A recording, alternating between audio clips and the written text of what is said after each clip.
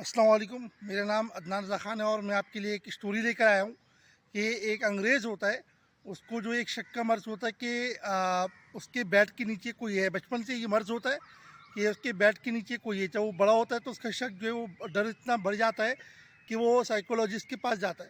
تو وہاں پہ سائیکولوجسٹ بولتے ہیں کہ بھائی ٹھیک ہے، یہ مرض میں آپ کا صحیح کر دوں گا، میں آپ سے $200 پر ویک لوں گا.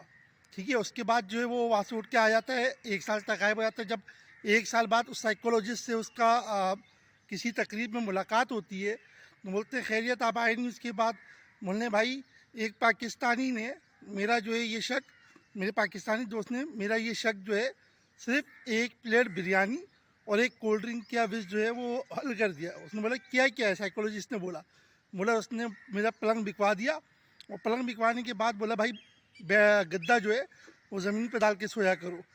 تو اس جو پیسے آپ نے مجھے بولے تھے 200 ویک بچا مجھے دینے کے لیے، مطلب سائیکولوجسٹ کو دینے کے لیے، تو اس سے میں نے اپنی نئی گاڑی بھی خرید لی ہے. ہم پاکستانی جو ہے ماشاء اللہ سے اتنے مفید مشورے دیتے ہیں. جزاک اللہ. اللہ حافظ.